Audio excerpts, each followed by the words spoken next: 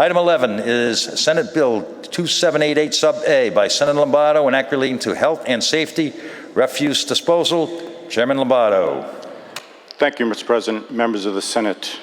First of all, a huge thank you to you, Mr. President, Leader McCaffrey, and Whip Goodwin, Judiciary Chair and the Judiciary Committee, for all your support on this piece of legislation. Thank you very much.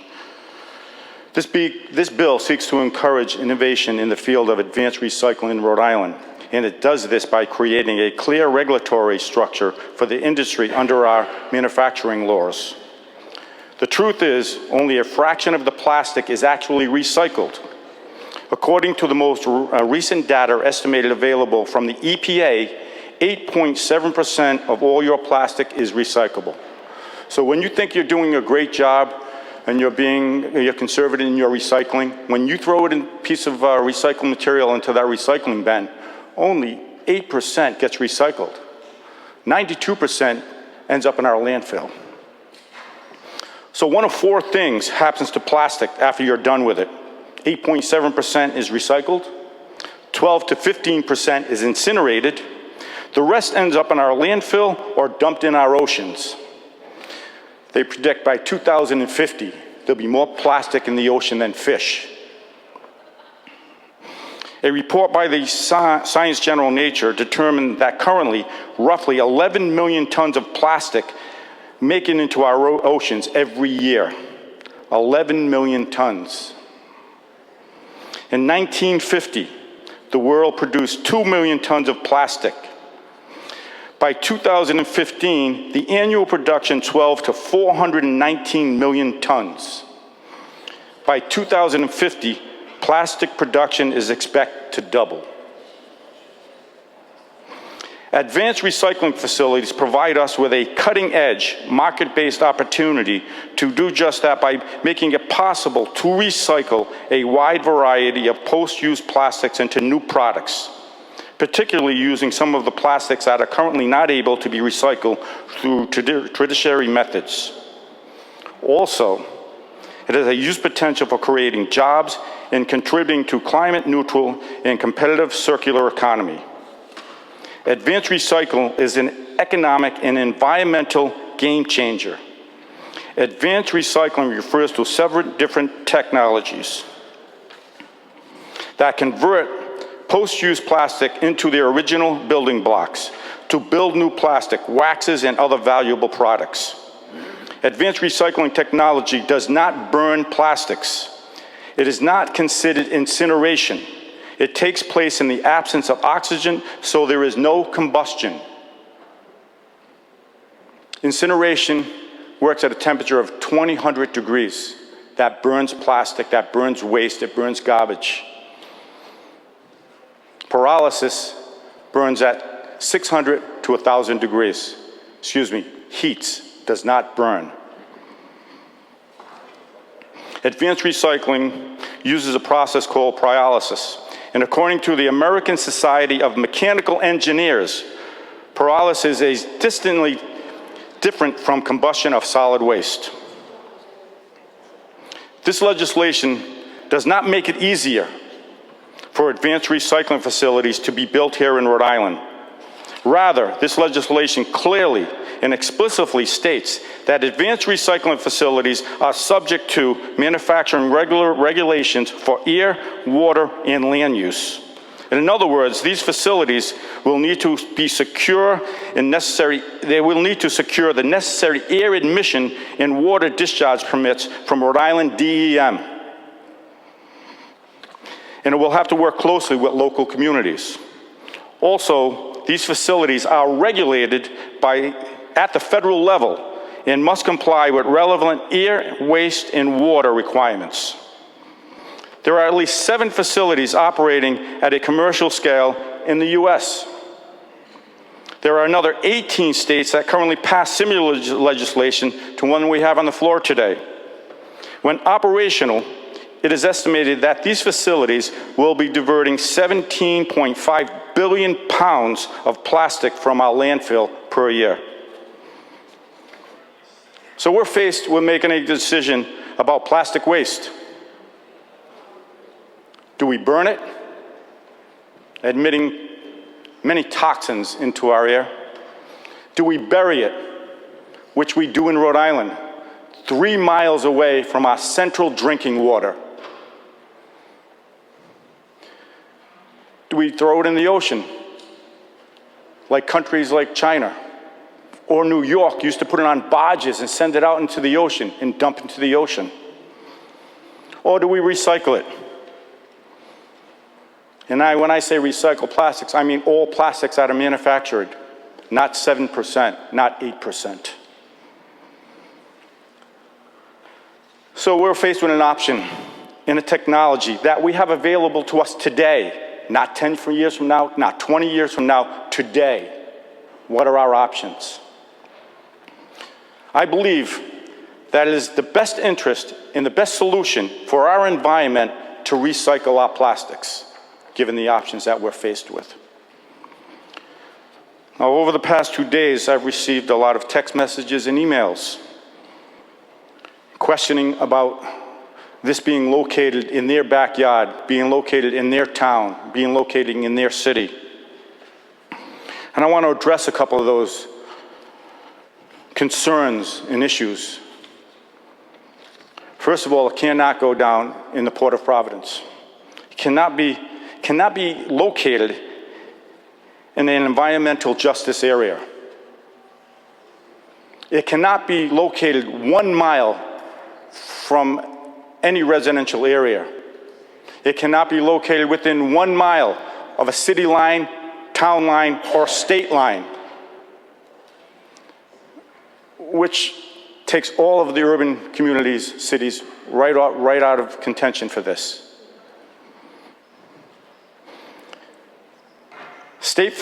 I'll read where it can go. It is located within 1 mile radius of a state facility, which may include Rhode Island Resource Recovery Corporation or Narragansett Bay Commission.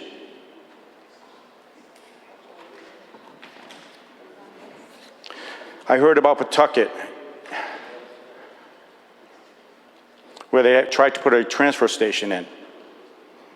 With the rules and regulations we have in this bill, it cannot go in Pawtucket, and it can't go where the transfer station was proposed to go. It cannot go in the city of Providence. It cannot go in Central Falls. It cannot go on the coast, the water line up in East Providence, because it's within 1 mile of city lines. I ask for your support on this piece of legislation. I think it's the right thing to do. I think it puts us into the future with recycling of plastic. We will not be burning it, we will not be burying it, and we will not be dropping it in the ocean, and I move passage, Mr. President. Chairman Lombardo moves passage of the act, seconded by Senator McCaffrey, Senator Coyne, Senator Goodwin, Senator Pearson, Senator Chacon, Senator Lombardi, Senator Archibald, Senator Rogers, Senator Burke, and Senator Palmer. Discussion on the act, Senator Morgan. Thank you, Mr. President. Question for the sponsor. Will the sponsor yield? I believe so, Senator. Yes. Does the community that will host this facility, do they need to have a natural gas source? Yes, 99.9% you need natural gas to heat the facility, to use pyrolysis. Okay, good. That's question number one. Another question.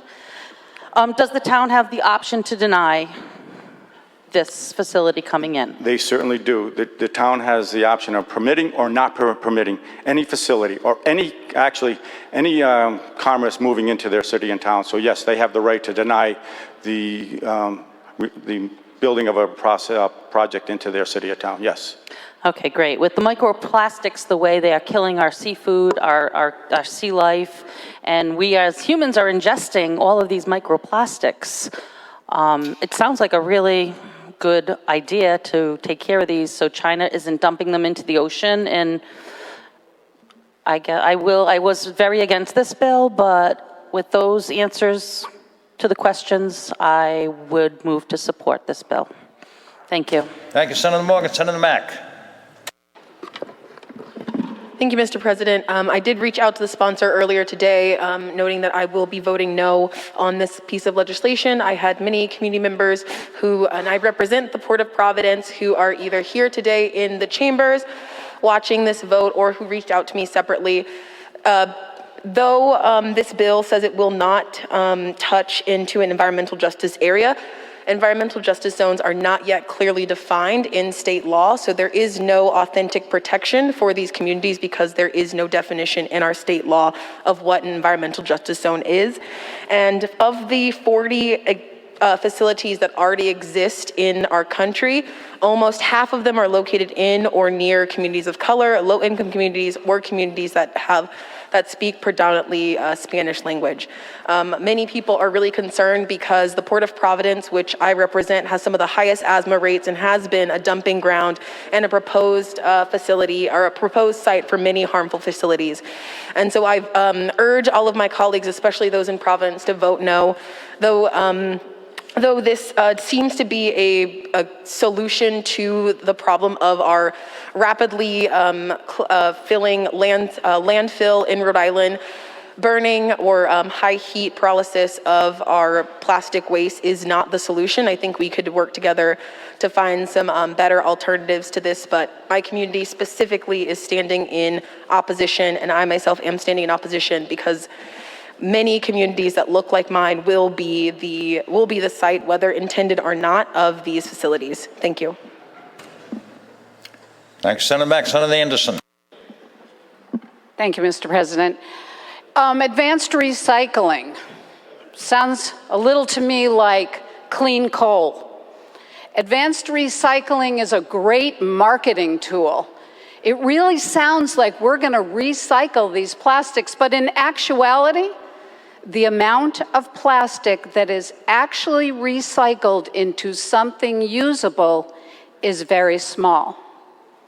We've been told by the fossil fuel industry for decades that it was okay until recently when people started understanding that it wasn't okay to be using fossil fuels, that there were things like clean coal, that gas was a bridge to renewables. But we find that not to be true.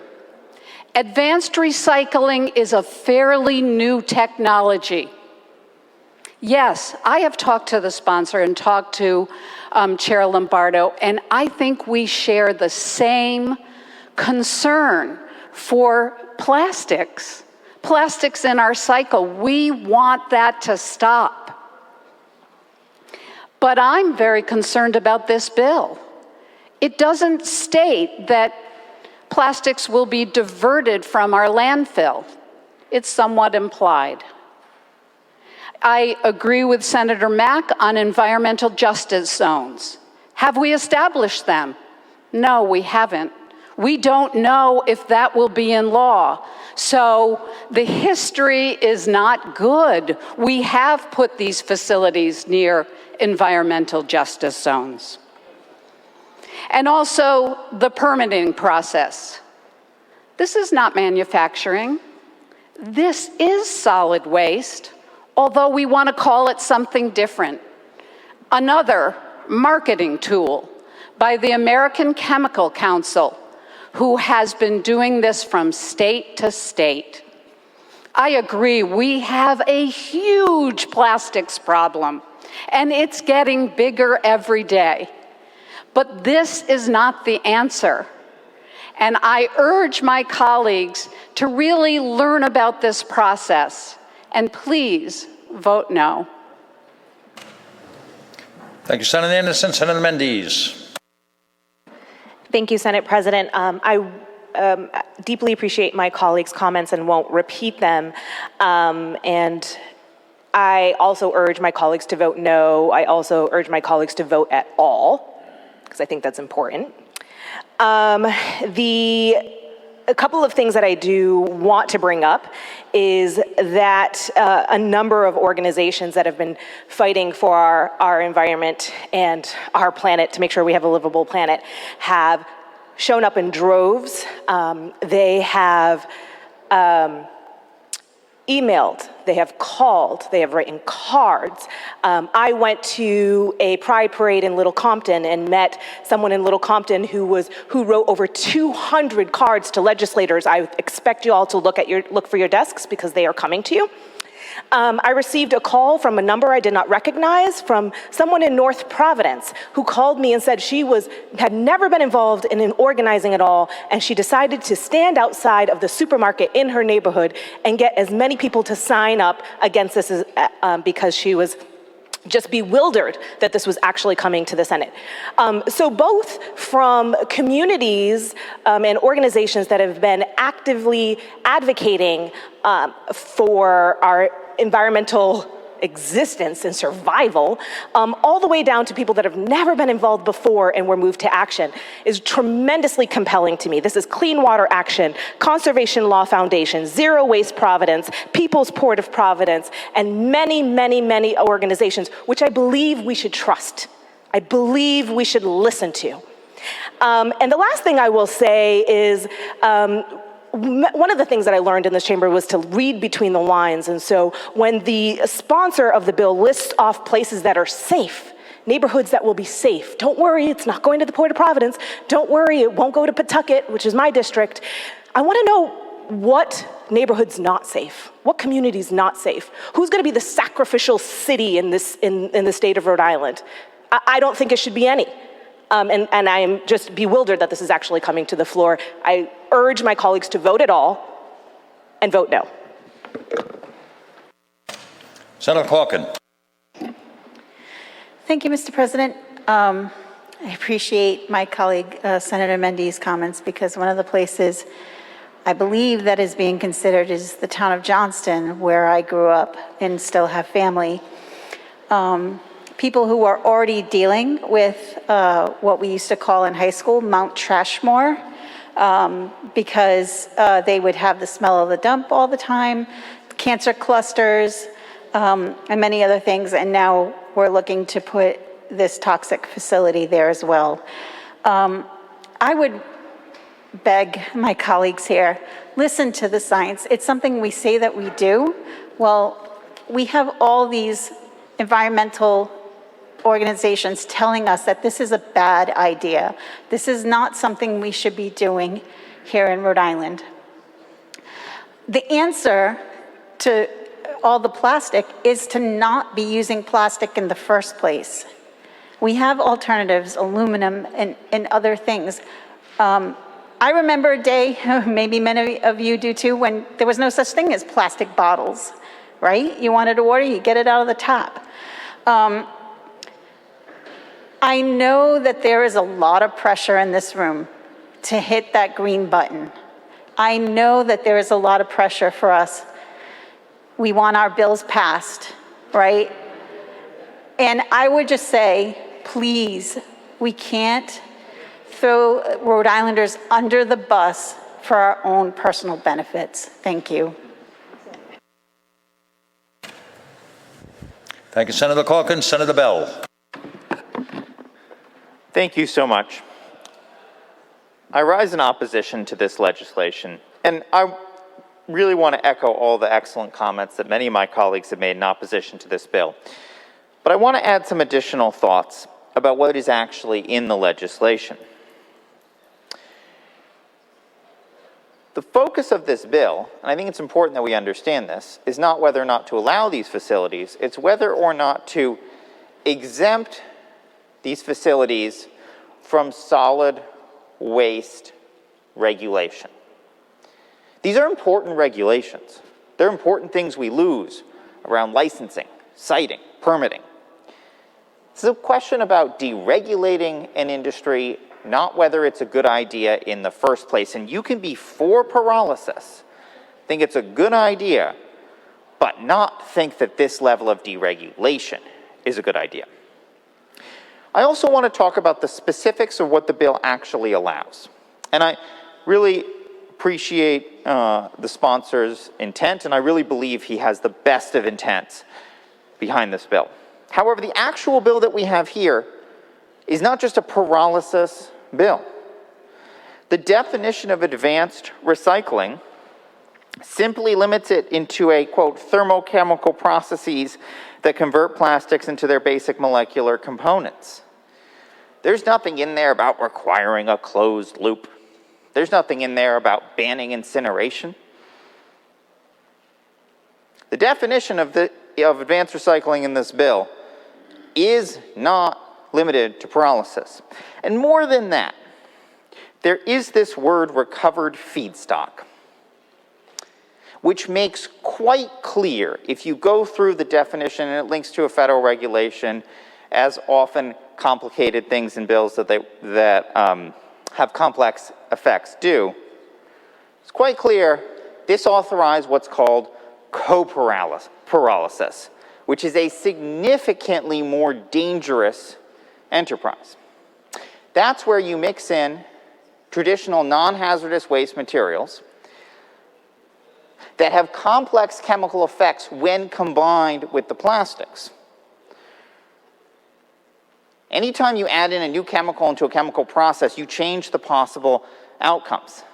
These things need to be regulated individually, they need to be studied individually, and this opens the door to deregulation of a wide array of processes. It's not limited to proven co-pyrolysis things that have been studied. Co-pyrolysis things that have been studied put out, in many cases, very serious pollutants, including specifically dioxin. And not to get too deep into the chemical weeds here, the sponsor brought up as an important point that oxygen is not brought into the process. However, through co-pyrolysis, oxygenates can be produced because of oxygen that is contained in these, quote, recovered feedstocks. That's how that we can get species like dioxins. I grew up in a town in Iowa that was notorious for its plastics burning program. And in that town, I developed asthma. Now, it could have been unrelated, but air pollution is a very serious thing. And while this may not be in our town, there are winds in the state of Rhode Island, and they can blow from any part of the state of Rhode Island to any other part of the state of Rhode Island. Now, I may happen to represent a community that's downwind from the landfill under prevailing winds, but we all represent communities that can be touched by winds blowing throughout our state. This bill is not what it's described as. It is not a simple pyrolysis bill. It's actually significantly more expansive, the facilities it covers, and it's not about allowing it. It's about pretty serious deregulation. And for that reason, I can't support this legislation. Thank you, Senator Bell. Senator DePaul. Thank you, Mr. President, members of the Senate. I was not going to go back, and I'm not going to start now to go back to thermodynamics from about 42 or 43 years ago, but that's what we're talking about, is thermodynamics and the conversion of one chemical and one material to another at various temperatures. As the chairman indicated earlier, we need a solution for the plastics that we have. The other three solutions, I don't want to be a part of. Dumping in the ocean, burning, sticking in the landfill, I don't want to be a part of those. We need a solution. Having researched this, having gotten some emails, having talked to folks, not only is this being looked at and being done in the United States, it's been done in Europe for many years. We're not first to do this. If we were, I'd be the first person to say, let somebody else go do that. Just like we did when we were trying to think about the pipe going up the Mount Hope Bay for LNG. Never been done before, pipe in a pipe. They've done some simulation. I know about simulations and putting a missile on a target. They only work so much until you try doing it in real life. This is a solution to help us address that. I will go back 42 years ago, and I'm not going to take it 41 years to there. But 42 years ago, and I spoke with the mayor of Bridgeport, Connecticut, previous mayor of Bridgeport, Connecticut this morning, Bill Finch. In the city of Bridgeport, and I did a project my freshman year in college in engineering on waste to energy. The facility still exists. What they did, and we called it the dump. It wasn't a transfer, it was a dump in the city of Bridgeport. That's where the garbage went, and they moved it from there. They took the garbage, took it to this facility, and burned it, incinerated it. As the chairman indicated, at 2,400 degrees, not 600 or 800 degrees. They created this powder. I think I might still have that project that I did because it was one of the first reports that I did, and I had a little packet of the bulk powder that I created. They then took that, to the electric company, United Illuminating, a couple blocks away, and use that as one of the fuels. Back then, it was pretty much oil. Everything was oil back in the late 70s, early 80s. Maybe some gas. Maybe even had some coal back then, too. I don't know. All that's changed. It didn't work. What they ended up doing then was keeping it there. They recognized 25 years back, 2013, so they've been around for 33, 34 years now. With that, they incinerate it. We're not talking about incineration here. They generate electricity from that, basically the steam to turn to generators. We'll talk a little more thermodynamics if I want. But at the end of the day, this is not that. And I talked with the mayor of the city of Bridgeport prior about that. He was also a state senator back many years ago. We need a solution. The only point I want to also emphasize, as the chairman indicated, we're all concerned with our environment. Absolutely. From an engineering perspective, we have to be able to look at the facts and we have to look at the data. Are there uncertainties? Absolutely, there are uncertainties. We have to do what we can to mitigate the risks and mitigate all of our constituents, whether they're in the farther eastmost corner of the state or the farther northwestmost corner of the state and everywhere else in between. We know for a fact, clean water, clean air, clean land, all those acts at the federal level remain. No state, no jurisdiction, nobody, except the federal government, can choose to negate or deny those. We might want to have a little solace that those federal regulations are in place, will be in place, and will be imposed should anybody choose to do this enabling legislation. Somebody say, well, it's going to happen. It might. It probably will. At the end of the day, we'll go back. Of the 4 solutions to remove our plastics from our environment, this one's proven. It's being looked at in the United States. Other states are looking at it. It's been proven in Europe, looked at in Canada. If you look at some of the various places that are around the world are looking at, I think it's also over in South Korea, because of the big issue that it is. We need a solution. This is a solution. It's only going to get better over time. Thank you, Mr. President. Thank you, Chairman DePalma. Senator Mendes, for the second time. Thank you, Senate President. I wasn't expecting to speak again, but I do want to address some of the points that Senator DePalma brought up, that this is the best of 3 solutions. This is, we got to be careful when we're being gaslit here about the solutions, because none of there is not a single way that we're currently handling plastic that is a solution. And so the lesser of 3 evils is still not a valid solution. I do believe that we should think of a good solution, but this is not it. And then when we, I do appreciate how knowledgeable my colleagues are and engineers, but we have to know what we don't know. And when we do research, I do trust the think tanks, organizations, environmental law organizations, research organizations that have done the work, and I have not seen not one environmental organization has come out to support this. I trust their research, I trust their scientists, I trust their data. So let's let the people that know what they're doing speak on this, and there are, I think, about a dozen that have come out against this.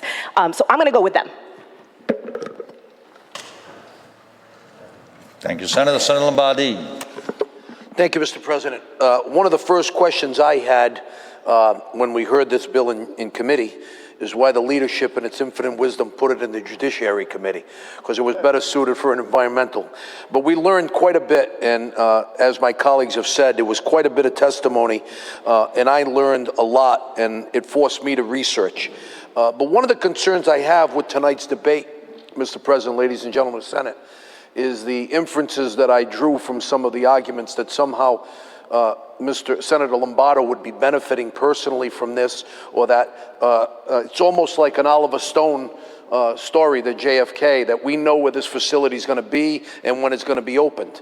And that's not the case. And I applaud my colleague, Senator Lombardo, for all the hard work that he's done on this bill and to bring all of the experts that were in support of this to the committee. And quite frankly, they were very, very persuasive. Now, certainly, Senator DePalma articulated it far better than I could on the science side of things.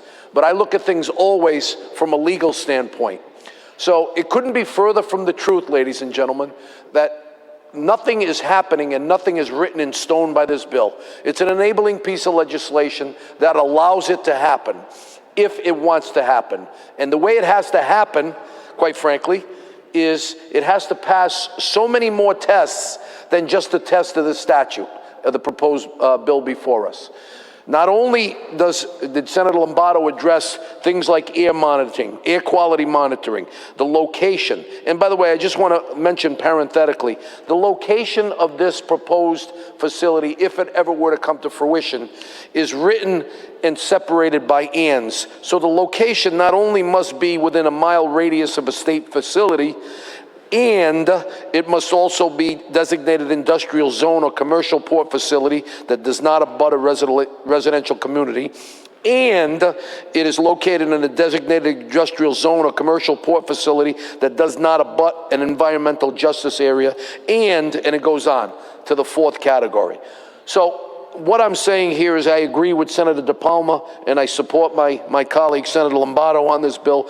It's an answer, it's a proposed answer to a huge plastic problem that everybody in this room seems to agree upon. And this is an answer that seems to be addressing all of the concerns that were posed before us in committee, such as quality, monitoring, locations, exclusionary language that's contained in there, and then we haven't even addressed the issue of the municipality who has a right to opt out, who has its own zoning and building regulations that are required for that. So nothing is going to happen tomorrow. Nothing's going to be shoved down any municipality's throat. And I think it's a viable answer to a very, very difficult problem. And I certainly support the legislation. Thank you, Senator Lombardo. Further discussion? Clerk will please unlock the machine.